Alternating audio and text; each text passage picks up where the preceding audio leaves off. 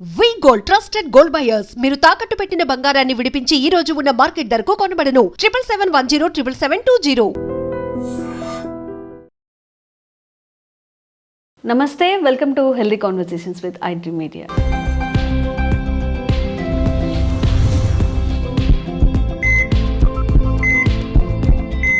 నేను మీ ఝాన్సీ. సో ఈరోజు మనతో ఉన్నారు వంటింటి చిట్కాలకు కేర్ ఆఫ్ అడ్రస్ అయిన మధుసూదన్ శర్మ గారు, ఎండి ఇన్ ఆయుర్వేద. మరి షుగర్ గురించి మనం మాట్లాడుకుంటున్నట్లయితే చాలా మందికి ఇప్పుడు అంటే యంగ్ ఏజ్లోనే షుగర్ బారిన పడుతున్నారు. మరి దీన్ని స్టాప్ చేయడం ఎలాగా?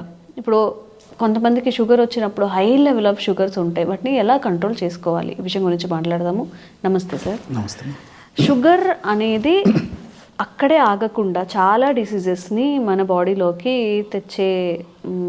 ఇన్వైట్ చేసేస్తుంది. అంటే ఒక షుగర్ వచ్చిన తర్వాత బీపీ కానీ రిలేటెడ్ ఇష్యూస్ కానీ చాలా ఎక్కువగా వస్తుంటాయి. కాబట్టి ఈ షుగర్ గురించి మీరు ఏం చెప్తారు? ఎలా దాన్ని మనం కంట్రోల్ చేసుకోవాలి? అసలు రాకుండా ఉండాలంటే ఏం చేయాల్సి ఉంటుంది?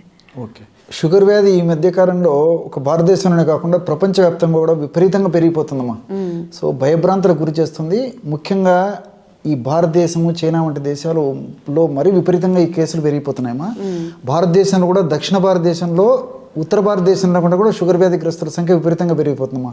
ఇది నిజంగా చాలా శోచనీయమైన విషయము, బాధాకరమైన విషయమా. షుగర్ వ్యాధికి ప్రధానమైన కారణము లైఫ్ స్టైల్, జీవన విధానం సరిగ్గా లేకపోవడం. అంటే మన ఆహార విధి విధానాలు మారిపోయాయి, అదేవిధంగా జీవన విధానాలు మారిపోయాయి. దీనివల్లనే షుగర్ వ్యాధి ఎక్కువ శాతం మందులు, 190% మందులు వస్తుందమ్మా. పూర్వకాలం అయితే షుగర్ వ్యాధిగ్రస్తులను మరి వెతకాల్సి వచ్చేదమ్మా ఎక్కడున్నారని చెప్పేసి. ఈ కాలంలో షుగర్ లేనటువంటి వాళ్ళని వెతకాల్సినటువంటి రోజులు భవిష్యత్తులో రాబోతున్నాయని చెప్పేసి కూడా అనిపిస్తుందమ్మా. సో ఇంచుమించు ప్రతి ఇంట్లో కూడా షుగర్ వ్యాధి గ్రస్తులు 5 మంది జనాలు ఉన్నారంటే 5 మంది దాదాపు 3-4 ఆ కోవలోకి చెందేటువంటి పరిస్థితి ఏర్పడుతుందమ్మా. సో పిండి పదార్థాల సేవన ఎక్కువ, మానసిక ఒత్తిడి, అదేవిధంగా ఈ వాతావరణ కాలుష్యము, రకరకాలైనటువంటి కృత్రిమ పదార్థాలు, fast foods, junk foods, bakery foods ఇలాంటివి తీసుకోవడము, ప్రిజర్వేటివ్స్, తర్వాత ఈ ప్యాక్డ్ ఫుడ్స్ ఇలాంటివి తీసుకోవడము, నంబర్ ఆఫ్ రీజన్స్ వల్ల ఈ యొక్క షుగర్ ప్రాబ్లం మొదలవుతుందమ్మా. సో షుగర్ను బాగా నియంత్రణలో ఉంచుకోవాలమ్మా. ఎప్పుడైతే షుగర్ను నియంత్రణలో ఉంచుకోకపోతే ప్రథమ దశలో అంత చెప్పుకోదగ్గ స్థాయిలో ఇబ్బంది లేకపోయినప్పటికీ క్రమంగా ఇంత ఒట్టిడింత అయిన చందాన క్రమక్రమంగా రకరకాల కాంప్లికేషన్స్ కూడా దారితీస్తుందమ్మా. అంటే తల నుంచి కాళ్ళ వరకు ప్రతి అవయవము, ప్రతి కణము ఈ షుగర్తో ఇన్వాల్వ్ అయిపోతుంది. దీనివల్ల అస్తవ్యస్తం అయిపోయి మొత్తం సమస్తమైన శరీరం కూడా అనారోగ్యం పాలయ్యేదానికి అవకాశం ఉంటుందమ్మా.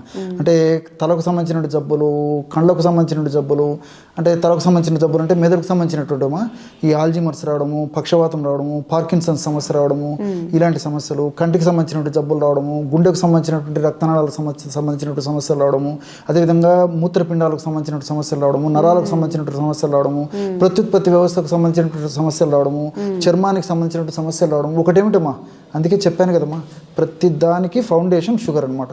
సో మరి షుగర్ వచ్చినప్పుడు వైద్యుల వద్దకు వెళ్ళినప్పుడు షుగర్ నియంత్రణలో భాగంగా ఆహార విహారాలు వాళ్ళు ఎలాంటి పాటించాలో చెబుతూ ఔషధాలు సూచిస్తారు.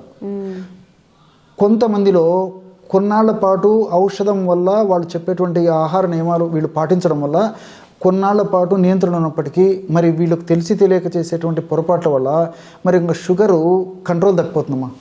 సో డాక్టర్ వద్దకు వెళ్ళినప్పుడు షుగర్ పెరిగినప్పుడు డాక్టర్ గారు కూడా తప్పని పరిస్థితుల్లో షుగర్ మాత్రలు డోస్ పెంచుతారు. సో వాటి వల్ల కూడా కంట్రోల్ కాకపోతే కొన్ని కొత్త మందులు తోడు చేస్తారు. దాంతో సాధ్యం కాకపోతే ఇన్సులిన్ వాడవలసినటువంటి పరిస్థితి ఏర్పడుతుంటుందమ్మా. సో కాబట్టి ఇలాంటి పరిస్థితి ఎదురయ్యే కొద్దీ మరి టాబ్లెట్స్ ఎక్కువ వాడే కొద్దీ, డోస్ వాడే కొద్దీ కాంప్లికేషన్స్ వస్తుంటాయి, మందుల వల్ల సైడ్ ఎఫెక్ట్స్ వస్తుంటాయి. అదేవిధంగా షుగర్ లోపల ఈ విధంగా పెరిగిపోవడం వల్ల కూడా సైడ్ ఎఫెక్ట్స్ వస్తుంటాయి అమ్మా. సో డాక్టర్ సూచించిన మేరకు ఔషధాలు వాడుతూ ఆహార విధి విధానాలు పాటిస్తూ నేను చెప్పినటువంటి ఇప్పుడు చెప్పబోయేటువంటి ఔషధాన్ని వాడుకోవడం వల్ల షుగర్ నియంత్రణలో ఉండడమే కాకుండా ఆధునిక కృత్రిమ రసాయన ఔషధాలు బాగా డోస్ తగ్గించుకోవచ్చు. భవిష్యత్తులో ఎలాంటి కాంప్లికేషన్స్ రాకుండా కూడా కంట్రోల్ చేసుకోవచ్చు.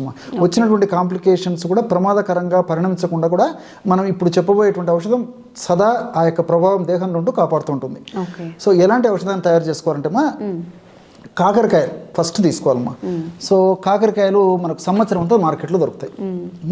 సో ఇలాంటి కాకరకాయలు బాగా లావుపాటి కాకరకాయలు తెచ్చుకొని నీటితో కడిగేసి శుభ్రం చేసేసి తుడిచేసేసి చిన్న చిన్న చిప్స్ లాగా చేసేసి నీడలో ఎండబెట్టేసేసి బాగా నీడలో చిప్స్ చేసేసి ఎండబెట్టేసేయాలి. ఇప్పుడు ఆలు చిప్స్ ఇలా చేస్తామమ్మా, అరటి బనానా చిప్స్ అలా చిన్న చిన్న చిప్స్ లాగా చేసేసి నీడలో పెట్టేసేయాలమ్మా. ఎండలో పెట్టకూడదు, ఔషధ గుణాలు తగ్గిపోతాయి. నీడలో పెట్టేసేసి ఒక 2-3 days 2 to 4 days బాగా ఎండిపోయేదాకా పెట్టేసి మిక్సీలో వేసేస్తే మెత్తగా పౌడర్ అయిపోతుందమ్మా. సో అలాంటి కాకరకాయ పౌడరు మనం షుగర్ వ్యాధికి వాడుకోవాల్సి వస్తుంది. సో ఇప్పుడు మామూలుగా ఈ పచ్చి కాకరకాయలు వేసుకోకూడదా అండి, మిక్సీకి వేసుకొని తాగకూడదా జ్యూస్? అది రోజు తీసుకోవడం అంటే కష్టం అయిపోతుందమ్మా, చేదు గుణం కూడా ఎక్కువైపోతుంది. కొంతమంది తీసుకోవాలంటే ఇబ్బంది పడతారు, అది కూడా మంచిదే. సో ఇప్పుడు మనం చెప్పుకుపోయేటువంటి ఫార్ములా వాడుకోవడం వల్ల ఏమంటే భవిష్యత్తు ఏదో కాంప్లికేషన్స్ కూడా రాకుండా ఉంటాయి. సో షుగర్ వ్యాధి నియంత్రణ ఉండడమే కాకుండా కేవలం కాకరకాయ కాకుండా మిగతా పదార్థాలు కూడా మనం వాడుకుంటాం కాబట్టి ఫ్యూచర్లో కూడా ప్రాబ్లమ్స్ లేకుండా ఉంటాయి అన్నమాట. అందుకోసం ఫార్ములా రూపంలో అయితే తీసుకోవడం కూడా ఈజీగా ఉంటుందమ్మా. సో ఈ కాకరకాయ పౌడరు నేను చెప్పినటువంటి పద్ధతిలో తయారు చేసుకుని ఒక 50 grams తీసుకోవాలి. సో ఈ కాకరకాయ షుగర్ను తగ్గించేందుకు చాలా అద్భుతంగా పనిచేస్తుందమ్మా. సో మీరు వినింటారు చాలామంది చెప్పగా అదేవిధంగా కొంత విషయాలు కూడా మీరు గమనించి ఉంటారమ్మా. ఈ షుగర్ వ్యాధి గ్రస్తుల్లో HbA1c అనేటువంటి రీడింగ్ ప్రధానంగా డాక్టర్స్ కూడా క్రైటీరియాగా తీసుకుంటుంటారమ్మా, ఎక్కువ శాతం మంది డాక్టర్లు. సో 3 మాసాలకు ఒకసారి రక్తంలో HbA1c యొక్క పరిమాణాన్ని బట్టి వాళ్ళు ఆ యొక్క నియమాలు అదేవిధంగా ఔషధాలు కూడా సూచిస్తుంటారు అనమాట. సో ఈ యొక్క షుగర్ వ్యాధిగ్రస్తుల్లో ఎక్కువ శాతం మందిలో HbA1c కూడా ఒక పట్టణం తగ్గదమ్మా. కారణం ఏంటంటే షుగర్ వ్యాధిగ్రస్తుల్లో ఈ యొక్క రక్తనాళాల్లో ఉన్నటువంటి రక్తము ప్రవహించేటప్పుడు అంటే ఆ షుగరు రక్తంలో ఉంటుంది కదమ్మా, ఆ షుగరు రక్తనాళాల్లో ప్రవహించేటప్పుడు కొన్ని ప్రోటీన్స్తో కలిసేసి అది ఫ్రక్టోజ్ అమైన్గా మారిపోతుందమ్మా. ఫ్రక్టోజ్ అమైన్ అంటారు అనమాట. ఎప్పుడైతే ఫ్రక్టోజ్ అమైన్గా ఆ షుగర్ రక్తనాళాల్లో ఉన్నటువంటి రక్తనాళాల్లో ప్రసరించేటువంటి షుగర్ మారిపోయిందో అటువంటి ఫ్రక్టోజ్ అమైన్ని సెల్స్ ఈజీగా గ్రహించలేవు అనమాట. సో సెల్స్ ఎప్పుడైతే ఈజీగా గ్రహించలేవో అప్పుడు షుగర్ విపరీతంగా పెరిగిపోతుంటుంది. అది HbA1c కారణం. సో మరి కాకర ఎలా పనిచేస్తుందంటే HbA1cని తగ్గిస్తుందమ్మా. ఎలాగంటే ఇప్పుడు ఫ్రక్టోజ్ అమైన్ అనేటువంటి పదార్థము ఈ బ్లడ్ బేస్ రక్తంలో షుగర్ పద్ధతిలో ఉంది కదమ్మా. సో ఈ కాకరలో ఉన్నటువంటి ఈ చారెంటిన్, విసిసిన్, ఇన్సులిన్ లైక్ పెప్టైడ్ ఇలాంటి రసాయన పదార్థాలు ఏం చేస్తాయంటమ్మా దాన్ని విడగొట్టేసేసి మామూలు షుగర్ కింద కన్వర్ట్ చేసేస్తాయి. ఎప్పుడైతే ఆ విధంగా కన్వర్ట్ అయిపోయిందో సెల్స్ ఈజీగా గ్రహిస్తాయి. సో సెల్స్లోకి ఎప్పుడైతే ఈ యొక్క షుగర్ లోపలికి వెళ్ళిపోయిందో అప్పుడు బ్లడ్లో తగ్గిపోతుందమ్మా. సో HbA1c తగ్గేందుకు కూడా కాకరకాయ చాలా అద్భుతంగా పనిచేస్తుంది. అంటే షుగర్ను నియంత్రించడమే కాకుండా HbA1cని తగ్గించేందుకు కూడా కాకరకాయ చాలా అద్భుతంగా పనిచేస్తుందమ్మా. సో అదేవిధంగా ఈ షుగర్ వ్యాధిగ్రస్తుల్లో తరచుగా ఇన్ఫెక్షన్స్ వస్తుంటాయి, బ్యాక్టీరియల్ ఇన్ఫెక్షన్స్ కానీ ఫంగల్ ఇన్ఫెక్షన్స్ కానీ ఇలాంటి అనేక రకాల ఇన్ఫెక్షన్స్ వస్తుంటాయి. రక్తానికి సంబంధించిన ఇబ్బందులు వస్తుంటాయి, చర్మం దురద పెట్టడం ఇలాంటివి జరుగుతుంటాయి. ఇలాంటివన్నిటికీ కూడా కాకరకాయ చాలా అద్భుతంగా పనిచేస్తుందమ్మా. సో మల్టిపుల్ బెనిఫిట్స్ కాకరకాయకు ఉంటాయి. రెండవ పదార్థంగా కరివేపాకమ్మా.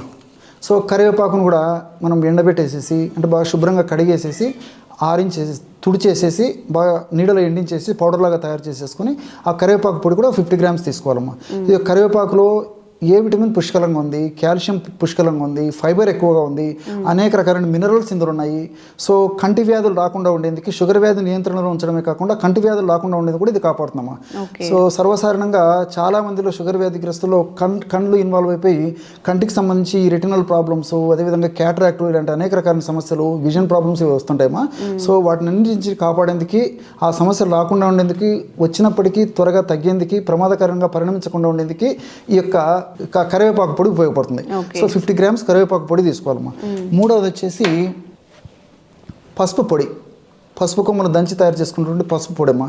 ఈ పసుపులో కుర్కుమిన్ అనేటువంటి రసాయన పదార్థం ఉందమ్మా.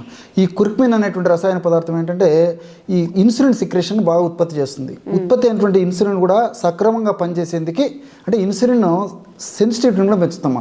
ఇన్సులిన్ ప్రొడక్షన్ పెంచుతుంది, ఇన్సులిన్ సెన్సిటివిటీని పెంచుతుంది, షుగర్ నియంత్రణ ఉంచేందుకు ఉపయోగపడుతుంది. తర్వాత ఈ షుగర్ వల్ల మెదడుకు సంబంధించిన జబ్బులు అంటే ఈ మెదడుకు సంబంధించిన జబ్బులు అంటే జ్ఞాపక శక్తి తగ్గిపోవడము, పక్షవాతం రావడము, అదేవిధంగా పార్కిన్సన్స్ ఇలాంటి సమస్యలు రావడం ఇలాంటి సమస్యలు రాకుండా ఉండేందుకు కూడా ఈ యొక్క పసుపులో ఉన్నట్టు కుర్కుమిన్ ఉపయోగపడుతుందమ్మా. చివరగా ఉసిరి పొడేమా మనకు మార్కెట్లో అమల పౌడర్ అనే రూపంలో దొరుకుతుంది. ఇలాంటి ఉసిరి కాయలతో తయారు చేస్తారమ్మా.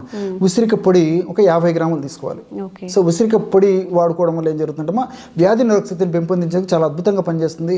షుగర్ వ్యాధిని నియంత్రించేందుకు ఇది చాలా అద్భుతంగా పనిచేస్తుంది. సో భవిష్యత్తులో మరి షుగర్ వ్యాధి వల్ల చిన్న వయస్సులోనే వృద్ధాప్య లక్షణాలు రాకుండా ఉండేందుకు యాంటీ ఆక్సిడెంట్ కూడా పనిచేస్తుందమ్మా. సో మల్టిపుల్ బెనిఫిట్స్ ఈ యొక్క ఉసిరిక పొడిలో ఉన్నాయి.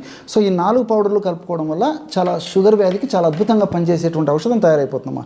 సో కాకరకాయ పొడి, కరివేపాకు పొడి, తర్వాత పసుపు పొడి, చివరగా ఉసిరిక పొడి ఒక్కొక్కటి 50 గ్రాముల చొప్పున తీసుకోవడం వల్ల టోటల్ 200 గ్రామ్స్ అవుతుందమ్మా. ఇది 40 రోజుల కోర్స్ అమ్మా. సో రోజు మార్నింగ్ ఆహారానికి ముందు, నైట్ ఆహారానికి ముందు ఒక 1/2 టీ స్పూన్ అంటే 2.5 గ్రామ్స్ ఒక 50 ml వాటర్లో కలిపి తీసుకోవాలి. సో రోజు అలా తీసుకోవడం వల్ల 40 డేస్కి ఈ మెడిసిన్ అయిపోతుంది. మళ్ళీ ఫ్రెష్గా తయారు చేసుకొని వాడుకోవాలమ్మా. సో దీర్ఘకాలం పాటు వాడినప్పటికీ అన్ని సైడ్ బెనిఫిట్స్ ఉంటాయి కానీ ఎలాంటి సైడ్ ఎఫెక్ట్స్ కూడా ఉండవు. సో ఇంగ్లీష్ మందుల యొక్క డోసు నేను ఇంతకుముందు చెప్పినట్టు చాలా వరకు తగ్గించుకోవచ్చు. వాటి యొక్క సైడ్ ఎఫెక్ట్స్ నుంచి కూడా బయటపడవచ్చు. Okay, thank you so much sir.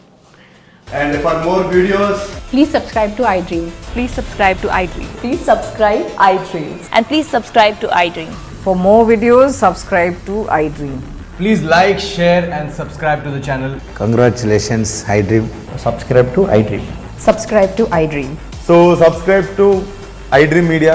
iDream ki iDream team andarki huge congratulations. Please subscribe iDream Media. Please subscribe to iDream. Subscribe iDream. Please subscribe to iDream. iDream అంటే నా కళల ఛానల్ను సబ్స్క్రైబ్ చేసుకున్న నోరు తిరుగుతలేదు. మీరైతే గంట గుర్తు కొట్టండి. For more such videos, please subscribe to iDream.